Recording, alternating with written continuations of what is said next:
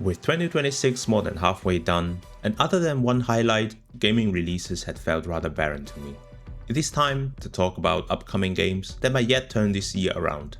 While games are of course more than just stories, I will be concentrating on ones that could turn out to be narrative and visual masterpieces. These are all games that I will be playing and analyzing once they're released. First up is Scary Pokemon. I meant Beast of Reincarnation. It's from Game Freak, but this time around, it's beat them all and not catch them all, I guess. The game is set in a post-apocalyptic world where animals have been deformed through some sort of blight. You play as Emma, an exorcist of sorts of this world, who encounters Ku, the dog, and set out on a journey together. Not much more is known beyond this officially, but based on conjectures, I would say that it's probably to discover the truth behind the blight that has corrupted and most likely destroyed Earth. Maybe it is a nod to real-world climate change, maybe not. The blight is very nature-like in visuals after all. Emma, who as a side effect of gaining power through the blight, has lost her memories and possesses no emotions. This, as traumatic as it sounds and thus in a way interesting, is quite common and badly followed up on in Japanese media. The problem that the storytelling would have to solve is, how can we as the player relate to someone who is void of emotions? If she has no emotions, why does she do anything? In the Witcher series, witches are also rumored to have no emotions, but it is the inhabitants of the world that regard them as such. But through the lens of Geralt, it is obvious that witches are quite human and they are definitely capable of at least some emotions. So how will it perform? I honestly don't expect much. The stories seem rather generic. Setting wise, it is a little like Nier Automata, but someone exchanged the robots with animals. So maybe not the most original either. Maybe they will still change the part about Emma having no emotions, maybe not. Still, I guess there is potential. Emma and Ku's origins have to be connected to the source of this blight. By discovering the truth, Emma will also probably regain her humanity. If the reveal and obviously tragic backstory that Emma is going to have are done well, then it could be good. Speaking of Witcher, next up is the Blood of Dawnwalker. The studio behind it is founded by the director of Witcher 3. Based on that, the initial footage does seem rather promising, but only promising in the same way that it does feel very Witcher-like. The game is set in 14th century medieval Europe. Cities around the continent were suffering from a plague minus one city, one that is ruled by vampires, where its citizens are cured with vampiric blood. In exchange, the citizens must regularly give their blood to the vampiric rulers, serving essentially as livestock. The vampires in this game are called something else, but I'm not even gonna attempt to say the word. We play as Cohen, who is somewhat turned and somewhat not. A human by daylight and a vampire by night. Within 30 in-game days, Cohen has to rescue his family from the grasp of the vampires. Similar to Geralt, I'm assuming that Cohen's personality and actions are not set in stone, but rather they're adaptable to the player's choices, which fits perfectly in a non-black and white world. Vampires did save the infected, while humans abandoned them after all, so the player's actions should influence some events based on what they deem is the lesser evil, or maybe even outright righteous. Yet, there is no getting away from the glaring problem. Should I agree with the vampires in that it is acceptable to live as livestock, because at least the citizens are alive albeit under a dictatorial regime? It doesn't seem like Cohen has that choice, as it is his family that needs saving. How they are going to resolve this will probably make or break this open world game with a most likely open ending. Let's talk about the obvious here. How is it going to differentiate itself from Witcher? Well, the truth is, it doesn't necessarily need to. Witcher 3 was a near perfect game in my opinion, which is well reflected based on the accolades it had received. So why fix a working formula? That being said, simply making a game that is Witcher and dressing it up in vampire colors shouldn't be the goal for Rebel Wolves. This is the first game of the director whose name I will also not attempt to pronounce, after separating from CD Projekt Red. So they needed to exceed the sky-high level of Witcher. One place where it can do that is definitely in the immersion level. The dilemma of this world and that of Cohen shall lend the game a higher potential to immerse players in many traumatic consequences of the actions that we choose, compared to those of Geralt, who seem much more of a sad character.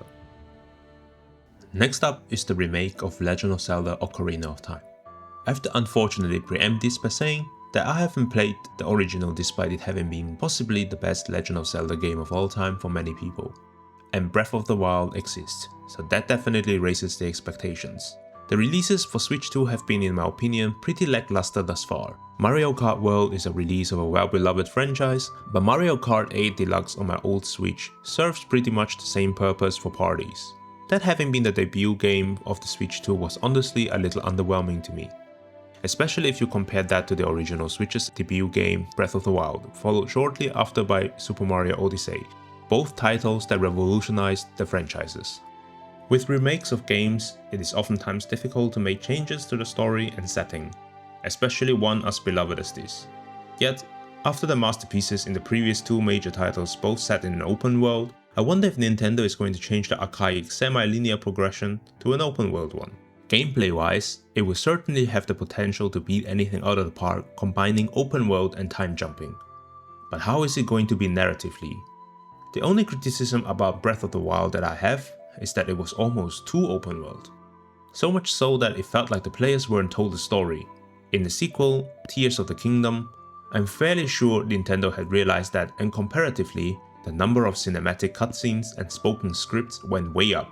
For me, that puts Tears of the Kingdom over Breath of the Wild. As such, while I think the open world would suit Ocarina of Time very well, I really hope there is a good story to go with it. It is a bit strange that a game is due for release in 2026, while the live-action movie is slated for 2027.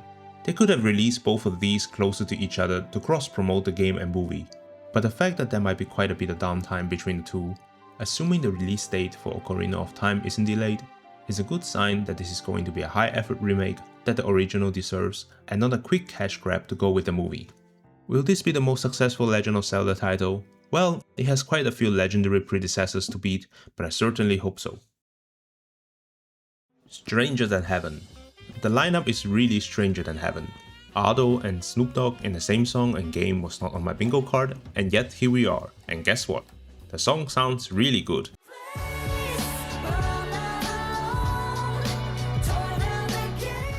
Even though I have never gotten into any of the countless titles of Yakuza, this one has me stoked. The trailer is by far the most interesting one. I'm certain this title will bring many newcomers to this franchise, like myself. If there's a game on this list that we can be hyped for together, let it be this one. The story is going to take place over 5 decades from 1915 to 1965, meaning it spans both world wars, which certainly should affect the story, considering the main character, Makoto Daito, is half Japanese, half American, and if you know anything about history, the two nations weren't exactly always on friendly terms, which should reflect heavily in how Daito is seen and treated. Similar to the main character, we should also see heavy shifts in environmental design, from pre-war early Western-inspired buildings to a much more post-war geometric style, reflecting perhaps in how welcoming or hostile Japan will be towards Daito depending on the decade. The 1950s and 1960s was also the time the Yakuza held the most influence and power they ever had, so I'm expecting the scales and stakes to match the era. The Yakuza games are known to incorporate some sarcastic side quests and minigames in their titles, but for this one, from a narrative standpoint, I hope they err more on the cautious side with humor considering the seriousness of the premise and the time. My expectation for Stranger Than Heaven is really high. Early to mid 20th century Japan and in general Asia is not often featured in games, despite how visually and culturally interesting the mix between the West and East is. I really cannot wait to see the world that Ryuga Gotoku Studios is going to create. This beloved studio and franchise, combined with a blockbuster cast, should be able to create a title that surpasses anything the studio had created thus far. If they do not, then this might end up, at least to me, as one of the biggest flops in recent history. Okay, maybe it won't be that bad even if Stranger Than Heaven ends up okay. There is GTA 6 after all, and at this point, I'm not even gonna linger too much about it. It's been 13 years since GTA 5. I think it's safe to say that expectations are through the roof. If the game is really good, it's a flop. Unless it solves world hunger, climate change and the energy crisis, it will have underperformed. Is it going to be the best game ever? Who knows? It's definitely the most hyped game in history though, so good luck to Rockstar Games. Thank you for watching. What games are you looking forward to the most? Is there anything else that I should keep an eye out for? Tell me about them in the comments below. Until next time, bye.